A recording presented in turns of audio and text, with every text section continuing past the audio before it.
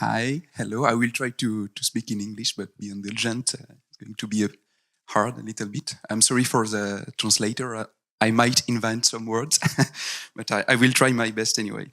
So my name is Clément Bourgade, and I'm an ecological modeler and data scientist, and I work at Diago, and I'm working on the modeling of mildiou. So I will not have to present it because François already presented this disease. So today I will present my work on how we used to work on modeling the yield loss of the mildiou, and we try now to predict the mildiou onset.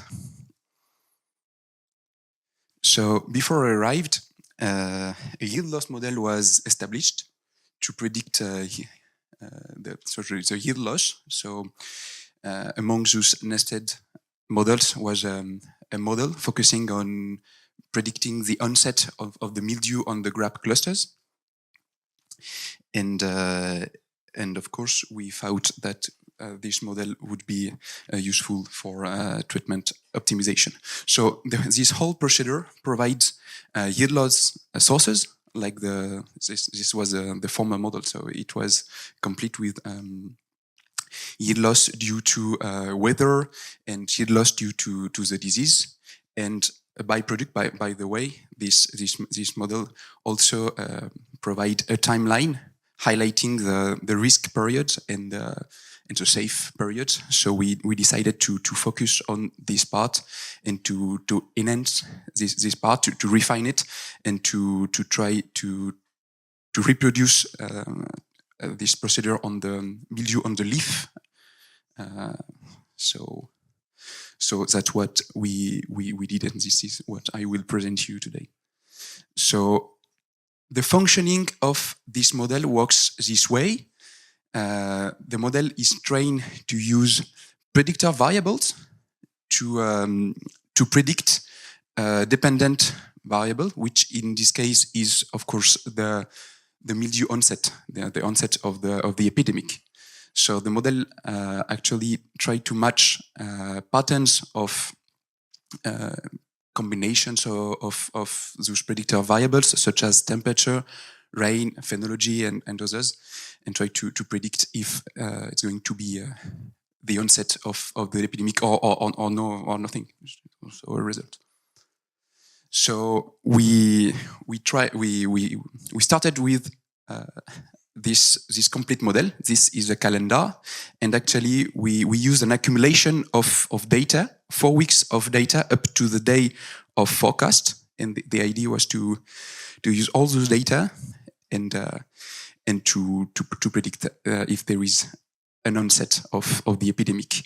And by doing this, we find that the most important variables actually are the first 2 weeks of this calendar. So we try to isolate those data, and we run the model second time only with those isolated data on the postulate that it was enough to predict the mildew for 2 weeks after the last data, and we found that it works pretty well. I will show you. So yeah, the idea is that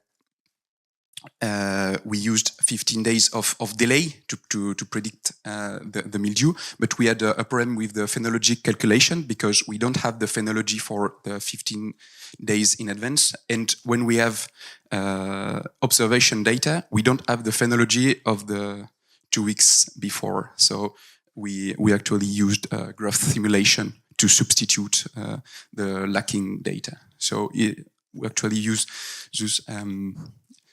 those phenology data, and it works actually pretty well because it was actually kind of consistent with the observation. So we thought it was reliable, and we could actually use them.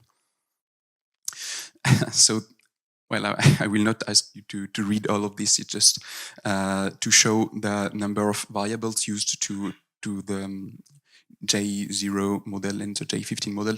Actually, we have a lot of variables because all the variables are declined. And we actually had one, so now there is one more, which is a geographical mildew pressure index.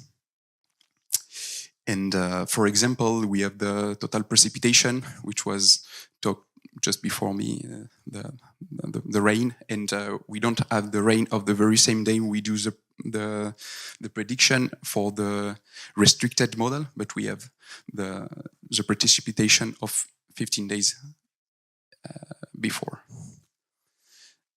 So this is the AUC result, and unexpectedly, well, we expected a decrease in performance for the restricted model, of course, but actually, no, it was actually working pretty well. And with for this first explanatory results, it was even working slightly better. Overall, it was kind of he had the same predictive power, so it was actually working pretty well. So we were satisfied with the J15 model. And we wanted to go further on the evaluation of the model. So we tried cross-validation. And to do so, we used geographical homogeneous region. And we trained the model with with 20 years of data. And we isolated 1 year each time. And we rerun the model just to see if it was working well. And we used the same geographical cells as François spoke about, which are geographical cells of 64 square kilometers. And the results are really similar. So we are these are categories. Actually, like a false negative is when the model predicts that there is no mildew onset, but actually the observation says it was there was a mildew onset. So this is a kind of a category we need to reduce, and all the categories are if it matches the observations or not. So this is false or true, is positive or negative, of course. So,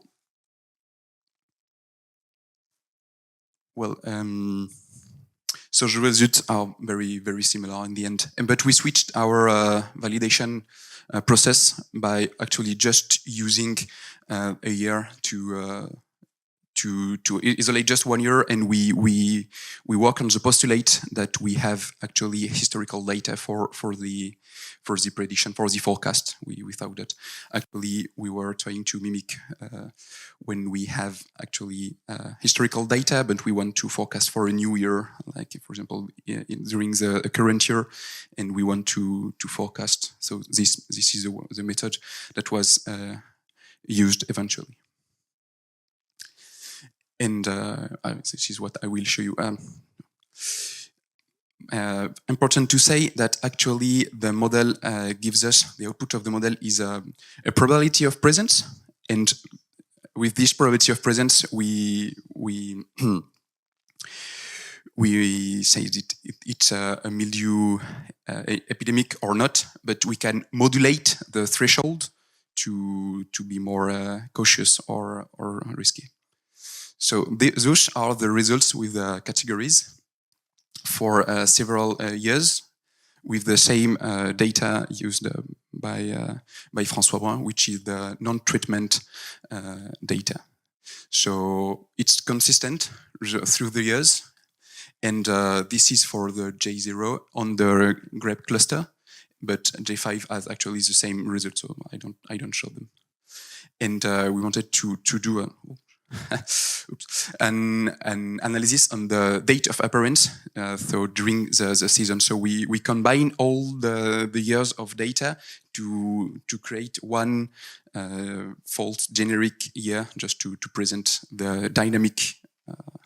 So first, this is the result, the same categories, but you can see the dynamic through the year, which is not a real year, but just combinations of all the year. And this is a random model just used to compare to chance. It's just to graphically do a comparison with this, which is like a coin flip scenario with no actually modeling, just to see the advantage of our model compared to just chance. So those are the results for the J15 days for the grape cluster, and of course we can actually modulate those results by switching the threshold. For insurance purposes, we need to reduce the false negatives because it's actually a problem for the yield, of course, and to reduce the treatments. We need to reduce the false positives because they lead to useless treatments, of course. But it's like a dilemma because we have to choose between one of the objectives. And those are the results on the leaf because, as I told you, we started with a model which objective was to modeling the yield loss, so only modeling the grape cluster, but we switched to the leaf because it's actually insightful to predict on the leaf, and actually it worked overall better for both our models, restricted or complete, and we have a very much better rate of true positives and true positive and false negative, but also a lot of false positive, which is not very nice, but not a problem either if we just take on the false negative. So this is a bit complicated, but I will try to describe it as well as I can. This is the difference between our model on the leaf, J15, so with 15 days of advance, compared to the model of reference currently used nowadays. So this actually is like a mirror because every category that is here is the opposite category lies in here. And we actually did the same kind of analysis with the model currently used just to compare. And we found that overall the results are quite similar. Actually, we have quite similar results.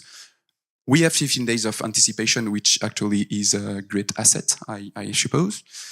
And for the leaf model, we are slightly more cautious up to late June, which is the most important period.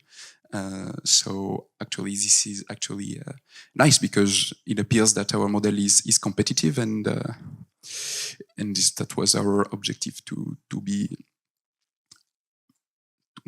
as good as we could, of course, but to be competitive in comparison of the actual model used as a reference nowadays. So, general observations. We have J15 models that is slightly better than the G0, which is not really true anymore since we add a new variable, and as the two models are very close, if we add just one variable, it can actually change the ranking of the two models. So now we add just one variable more, and the G0 is now slightly better. So just it's the same. So the postulate that the mildiou is due to an historical of data actually appears to be validated by our modeling procedure. So actually it checks out. So the average error rate is around 5%, which could lead to an assurance scheme. Actually, we want to. I see Julian smiling. We would like to create an assurance procedure. So we want to refine it and to find a way of using this model to provide insight for assurance procedures. And those are the comparison between our two models. And well, you cannot see because it may be small, so I don't think you can read the axis, but the two models actually are kind of similar, with the J15 being a little more cautious but we can modulate it with the threshold, so it can be actually modulated. So conclusion and next step, the model have been established for both clusters, gleb clusters, and for leaf, and with 15 days of anticipation or not, and overall it works all kind of similar and what works kind of well. It seems promising. we think it has potential to lead to go further with insurance schemes, and we would like to establish an articulation around all those models to create a real whole procedure. So with both model working together, and we have actually ideas how to go further and refine even more our results, and to managing the heterogeneity of the plots, because we found out maybe the differences between the plots can lead to better results on the results, and we would like to try to consider a plot based approach, meaning that every plot is not is its own model, but kind of, and to include variety of wine, and we will eventually we'd like to use a smartphone app to operate the model. So in the field for the wine grower, it could be this is actually our project. So I think it could be very, very nice and very simple for wine growers to use a smartphone app. And so far, we are still dealing with error rate a little high to allow an assurance to function properly, but we really hope to improve just a little bit more, so we can actually manage to have insurance functioning properly. And we also want more observation and more feedbacks to make it possible to enhance even more. So thank you. That's all for me.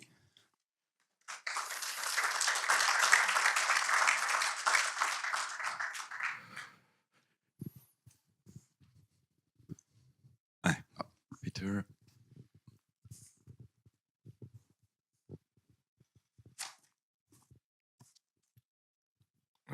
Thank you, Clément. Really interesting talk and concept. You talk about the model being used to inform insurance. Could it be used to by the farmers or the grape growers to work out what they're going to do? Yes, of course. That's what we wanted to do. So it's still on process, but we even want to, our idea, which is not ready now, so it's just it's just hypothetical. We'd like to make an app, so the wine grower can just check an app, and he sees if he has to treat or not, like very clear indications with a delay, like for example a meteorological forecast, weather forecast, but for mildew. So it's just like, as you check for meteor on your smartphone, you could check on the mildew forecast on your smartphone the same way. This is the idea we'd like to develop, but of course it's very hard to do. It's not, and if you do that, the risk that the farmer is exposed to is the false negatives. Yes, of course. And so it's the false negatives that insurance could be useful for help mitigating that risk for the farmer, if you could find a way to, in reality, realise that you had a false negative. Yeah, we need to lower the false negative to such a rate, such a percentage that it can actually be insured. Because of course, if we have a lot of false negative no insurance can actually do anything. But if we have just a little rate of false negative, an assurance could actually be used, of course. But there is, like, as you say, false negatives are the worst. But there is also false positive, which means that it leads to a treatment that was not useful. Bad for the environment. For the environment, for all the everything about optimize. Actually, we'd like to optimize the treatment, so we tend to have the perfect balance between false negative and false positive, because we could actually reduce the threshold so low that it leads to a lot of false treatment, but very false false positive, very low false positive. And if we lower, well, it's, if you lower one, you will have more of the others. So yeah, I don't know if it answers well. Okay. Oui. Ça t'embête si je pose la question en français? Non, pas du tout. Okay. Franchement, pas de problème. I think you can say it in French. J'avais deux questions. C'est, est-ce qu'il y a un aspect sévérité du mildiou qui est pris en compte, ou c'est juste, parce que tu parles de mildiou onset, ouais. Ça veut dire juste qu'il apparaît. Est-ce qu'il y a une réflexion qui est menée sur s'il arrive fort ou pas? Et la deuxième question, oui, qui est peut-être question un peu naïve, dans tes variables explicatives, il y a le stade phénologique. Et ça, est-ce que c'est quelque chose qui... Est-ce que c'est une donnée qui est purement déclarative? Je sais pas si c'est une mauvaise question. Ok, non, c'est deux très bonnes questions. I will maybe, je sais même pas dans quelle langue il faut que je réponde. I will try to answer in English. So you're right. No, just the frequency, just the onset, just the onset. So we have data of mildew on the leaf, like a percentage of attack, and we just, if it starts, it starts, and whatever the percentage of mildew, actually, if it just the onset. Before, the whole procedure I presented at the beginning, it included, and the idea was to model the intensity, but now we focus more on just the onset and not the intensity. Just at the onset, but very insightful. I was planning to tell it, and I failed to tell it. So thanks to answer it. So I can tell it now. And for the phenology, yes, it's actually part of the observations we have. We have the data presented by François, and along the mildew intensity, we also have the observation of the phenology. So, but for the J15, so for the forecast model, we don't have the observations, because we don't have an observation 15 days before. Of course, we don't ask people to observe, and 2 times it makes no sense. So we used actually growth simulation. So we used another model to model the phenology, and to use this phenology for the forecast. Actually, it works pretty well. And among the important variables, the variables of importance to predict, used by the model to predict, actually, the phenology is very important, high ranking of importance. So it was important to actually keep it. It's confusing because there is models everywhere. The predict model, the model of prediction, tells us that the phenology is important, because this model that use patterns of combinations of data, explanatory data, it can rank the importance of data, and says this data is very important, actually very insightful, it helps us very well to predict. And with this ranking, we know that the phenology actually ranks very high, so we wanted to keep it, and we used the model to substitute the data that was lacking. Okay, but sorry. And maybe you can discuss later during the pause. Just one more question. please, quick question and quick answer. Maybe I will try in French, so I I will will be speak more. in French. Merci Clément pour cette présentation. J'avais juste une question de compréhension en fait de l'objectif. Donc il y a un objectif de aide au conseil aux agriculteurs, enfin aux viticulteurs pour mieux positionner, mieux traiter ou pas le mildiou, enfin mieux traiter. Et en quoi ça s'inscrit par rapport au dispositif assurantiel, et est-ce que les performances du modèle telles qu'elles sont là pourraient être compatibles avec un développement du système assurantiel permettant une baisse de l'utilisation de produits phytosanitaires? Ok, ouais, très bonne question. Moi, je vais répondre en français, ce sera plus rapide. Ben alors, moi, je suis data scientist, donc je fais toute la partie modélisation. La partie assurance, c'est moins mon domaine. Peut-être que Luc aura davantage d'éléments de réponse. Il se trouve qu'effectivement, un assureur peut-être sera plus enclin à assurer quelqu'un qui utilise une application, qui lui dit quand traiter, etc.